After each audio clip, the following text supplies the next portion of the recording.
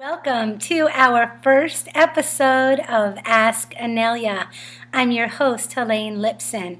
For those of you not familiar with Inelia Benz, she's a teacher, a spiritual catalyst, and her mission is to raise the vibration of the planet. For over a month now, people have been writing in with all kinds of questions for Inelia Benz on a whole wide range of topics, from ascension to gun control to ETs and UFOs to meditation practices. If you're interested in asking Inelia a question that would be answered on our program, you can go to Inelia's website, www.ascension101.com. And now, here to unravel some of the mysteries of our existence, let's bring on Inelia Benz.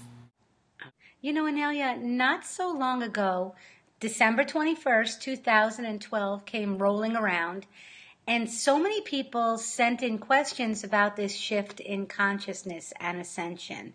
And now, December 21st, 2012 came and went, and nothing of matter seemed to happen. So we have quite a few questions about our shift from 3D to 5D, and I'd like to focus this segment on the energies we're experiencing at this time. So are you ready for our first question? Sure. Okay, here we go. This is coming from Ula, and she just asks, she's straight to the point, what kind of changes can be expected after 12/21/2012? And she says, thank you, Inelia. Okay. Basically, what we have to look at here is what changes are happening inside of you.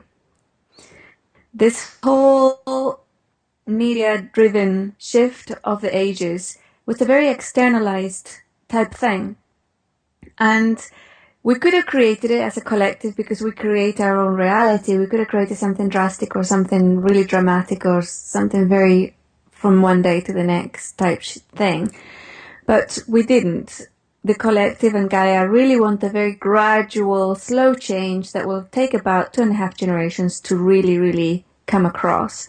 But it's only up to 2017 that we really need to work really, really hard to raise our vibration and let people know that the new paradigm is really our own creation, by raising our vibration, expanding on our awareness, because after that we'll reach critical mass or the 100th monkey effect, and then we won't need to do this anymore. Everybody will just have it, It'll be something like breathing, it'll be normal.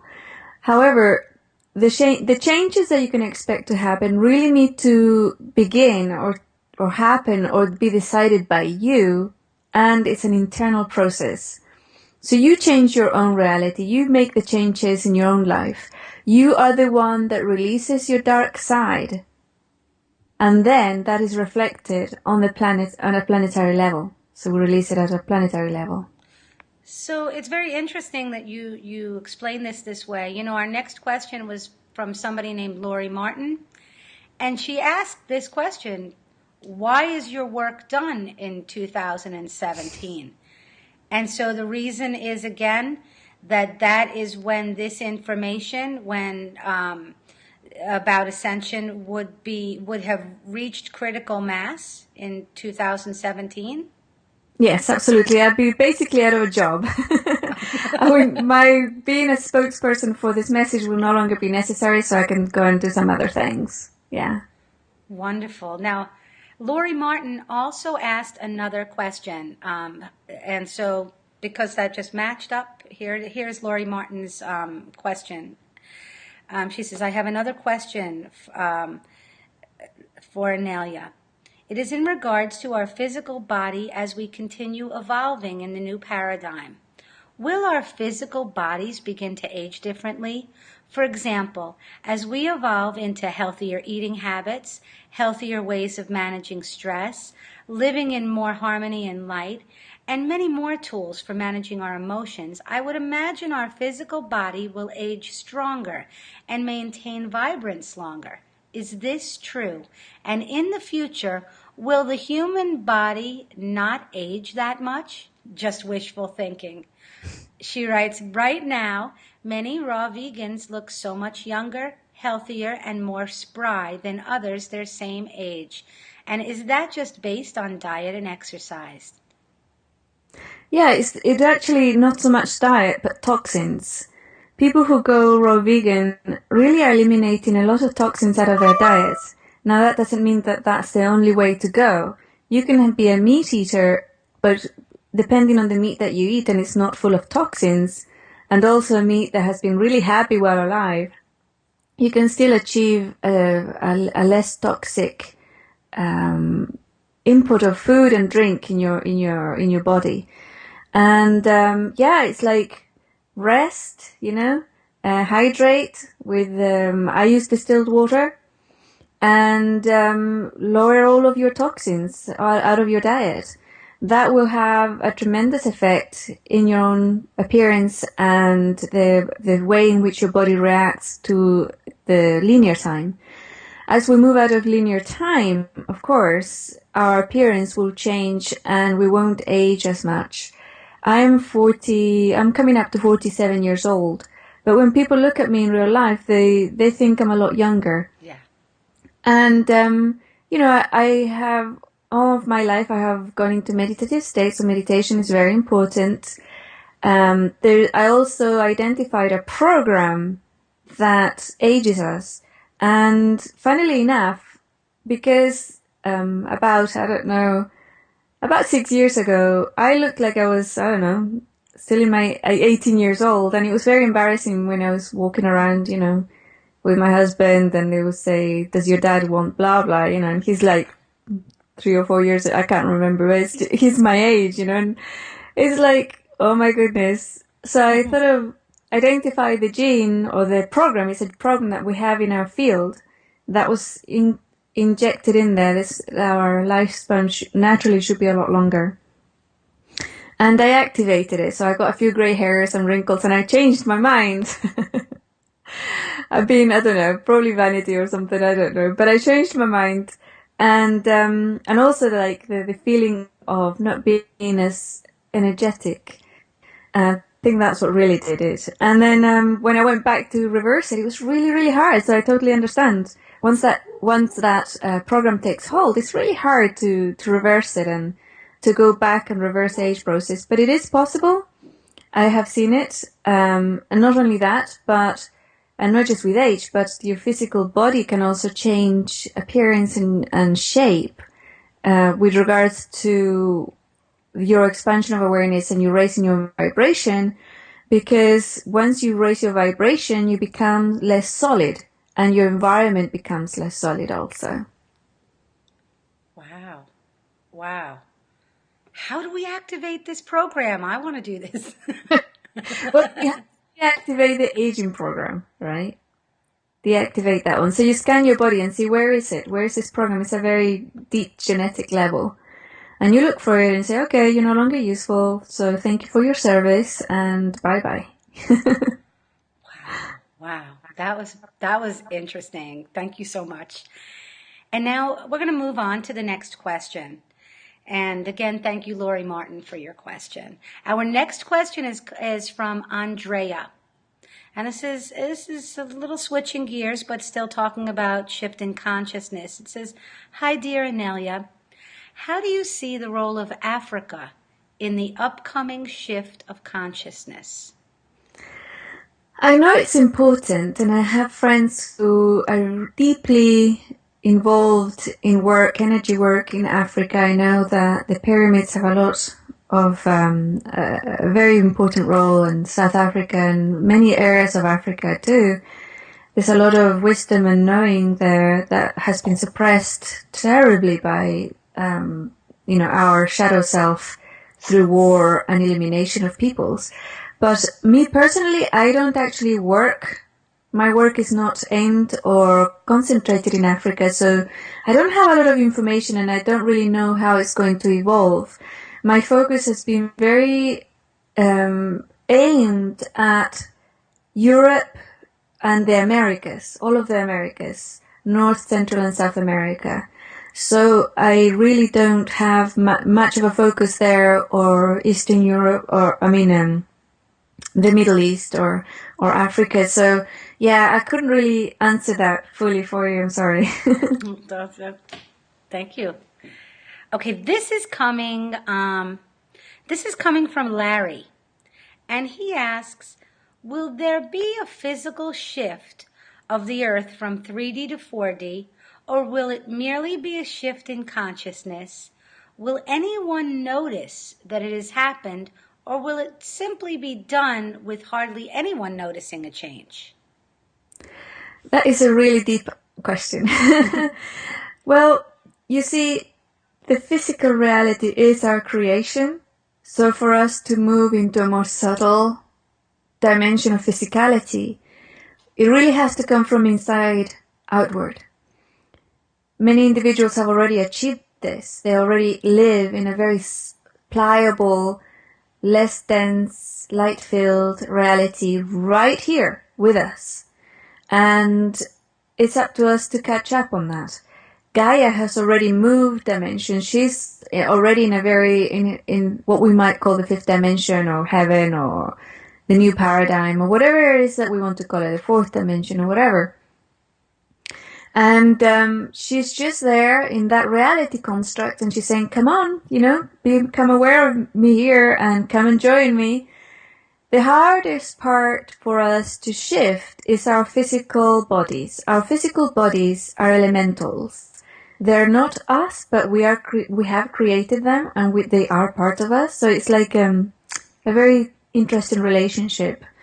We cannot exist on the physical reality without our physical body, or a physical body, and they cannot exist here either without our energy infusing them with animation and subtlety, right? So basically, it is our physical bodies which are made of what we might call 3D matter.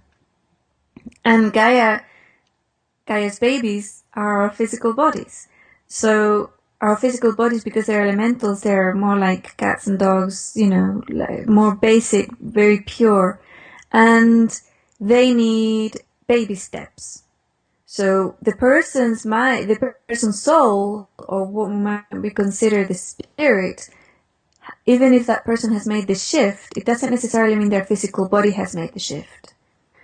But we have heard many times in history and we still hear about this, and it's something one of my pet projects, teleportation, for example, is a pulling away from the illusion that the physical world is solid and we are stuck in a location in time-space with our physical body, and shifting into a reality where we know that it's pliable and it's all there at the same time, so we can move like reality or the physicality from one viewpoint to another, bringing with us, or at a physical level. So our physical body appears to be in another location, right?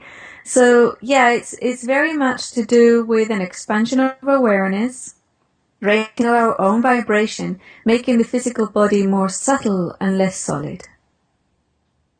Wow, that's intense.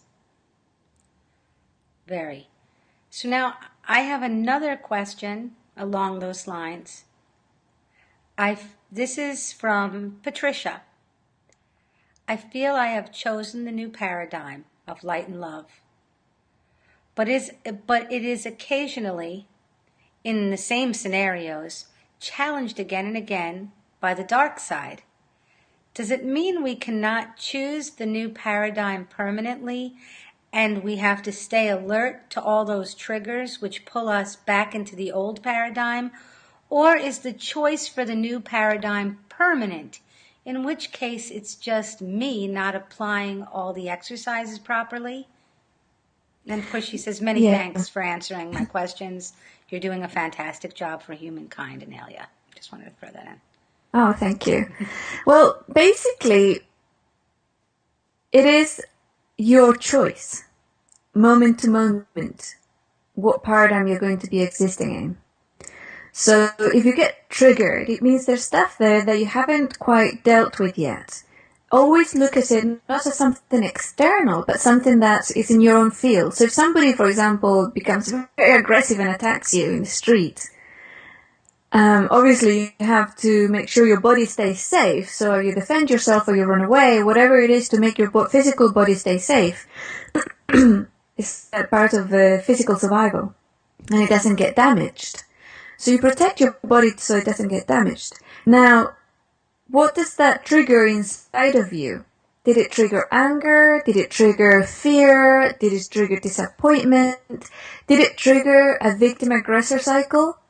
Now have a look and see, scan yourself, scan your body, and see what did it trigger. And that's the energy that you have to address because it hasn't been processed all the way.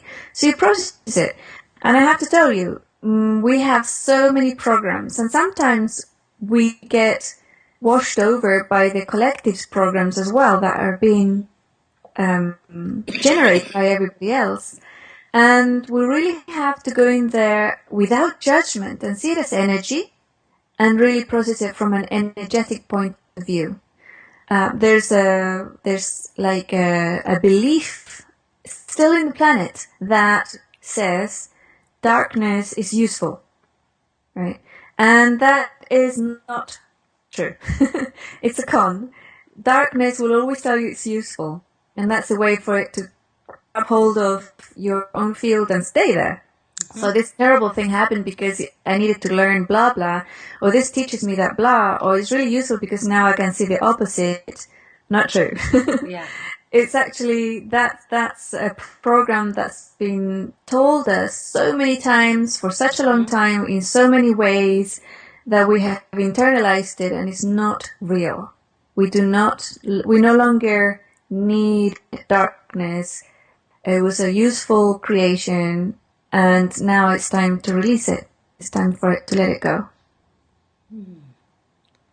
Yeah. I never thought of it that way, but yeah, it is a program, and we have been told that it was useful for us, and it isn't. No. So, okay, I want to go on to our next question. And again, along the lines of ascension, just switching gears a bit. This is from Laura. And she says, my question is about ascension and Christianity.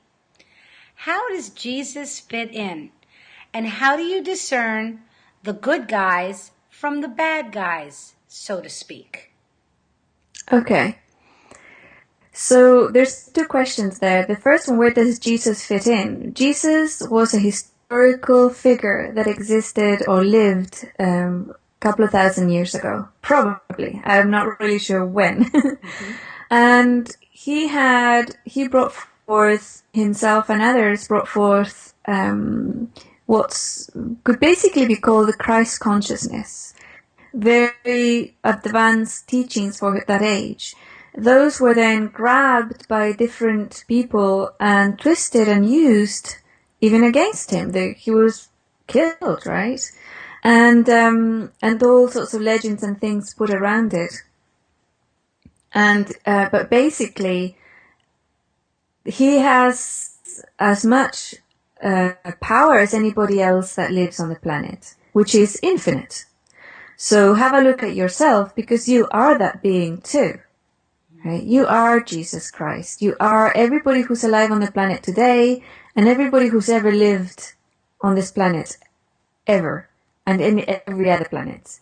So if you look at it from that perspective, we have to think of, well, how are we using the name of Jesus or the entity that was Jesus ourselves? Are we using this energy and entity to be in a savior, victim, martyr, aggressor paradigm? Are we expected for this being to come in and do everything for us, to save us, as it were? Or are we willing to see the being as a guide and perhaps learn from what he went through and what he has to say with regards to shifting our own negativity and moving into that divine space of being source on earth? Now, what was the second part of the question? I can't The recall. second part of the question was, how do you discern the good guys from the bad guys, so to speak? Okay, so really there aren't any good or bad guys. There's just different experiences, right? But I understand what you mean, like the shadow, the light, the good, the bad, the cabal, the light workers, this type of duality of light dark. How do you discern them from each other? Well, one of them is based on fear. So they will promote fear and they will teach fear and they will generate fear inside people. And the other is core essence, that's light love, basically. There's no fear there. So that's how I would discern which camp, as it were, each person or each side of us, even ourselves inside of us, which side we have, or on the planet, which people have which. Based on how different people make you feel. What they're projecting. Because even if somebody's projecting fear, that doesn't necessarily mean that's what you feel, right? So that's not they're not making you feel anything. They're just projecting something, and it's up to you to decide then how you're going to react or to that, right? Mm-hmm. Well, along those lines, then, we have a question from someone named Joa. And they say, once on the Avalon forum, you mentioned that Lucifer has left the building. He did not like the higher frequencies of the New Age. How are the other angels doing, like Aramen? Did the chaos left by Lucifer regain its new order? Okay, the saying that I said, basically, yeah, the main boss, as it were, of our shadow self, the one that we invited him to have a light dark experience, left the planet because it was extremely uncomfortable for him to exist here now, as we raised the planetary vibration and the collective vibration, something that's happening every day. And the same thing's happening with any other being of darkness. But they are fighting really hard because it's survival. It's really about survival for them. And the only way they can have a grasp on us as individuals and as a collective is to continue having that belief that they're useful, or that they serve, or that they provide, some sort of experience or teaching. Now they don't. They just provide density and darkness and fear. That's all they provide. So I'm not really sure how the other angels are doing because I don't have any contact with them. So basically, I suppose you could ask them yourself, how are you doing? And see what response comes through. Interesting. And again, the questions are just flowing because the next question is about finding your spiritual masters and talking to your spirit guides. So let me read this question from Jennifer.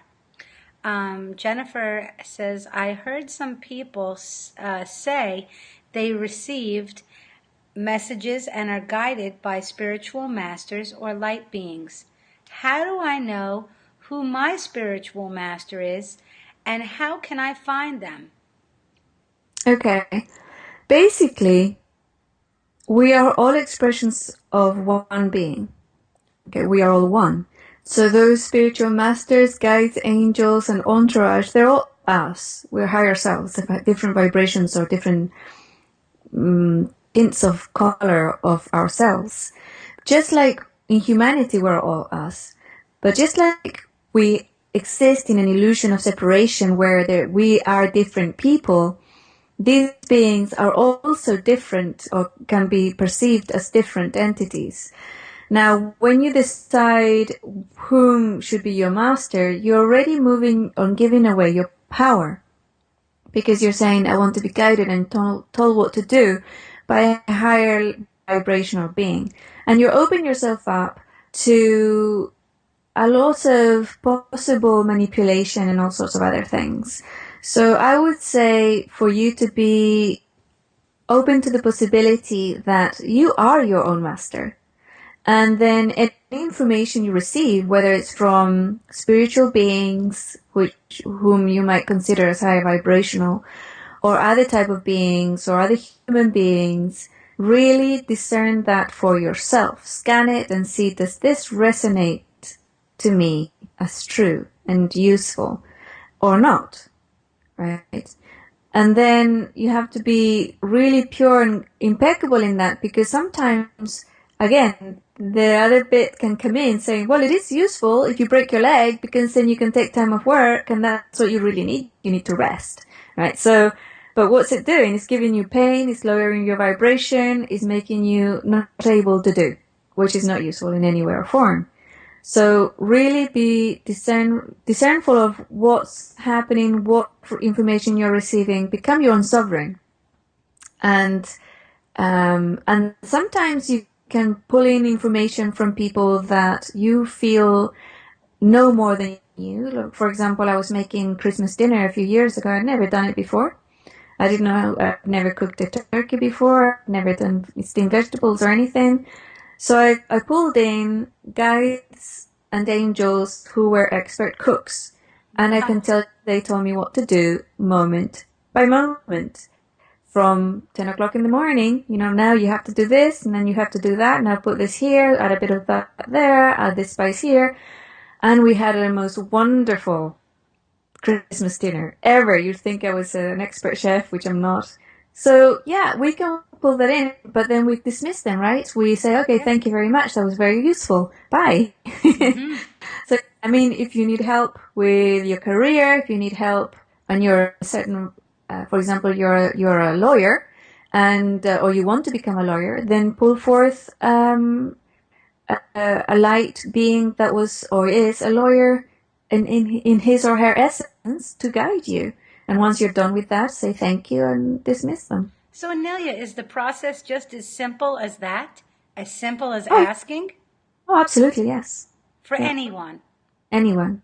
And then the discernment comes in, right? You have to really discern yourself. Interesting. Inelia, we're running out of time, so I wanted to ask you if there's any last-minute message you have for our listeners about this shift in consciousness and ascension. Yeah. Basically, it's the same one that I've been talking about. And it's that the fifth dimension, the new paradigm, the fourth dimension, heaven on earth, or whatever it is that you want to call it, this shift that we're all experiencing, that we all have that knowing of, it's something that we create. It comes from the inside out. It's not something that's outside. It's not a place. It's not a location. It's our creation. And we start today. We start right away with our becoming very aware of our intention behind words, actions, and our life, and how we express ourselves in every level. So that would be it, I think. Well, thank you. And thank you to all of our listeners for tuning in to Ask Inelia. We'll see you soon. Have a beautiful day.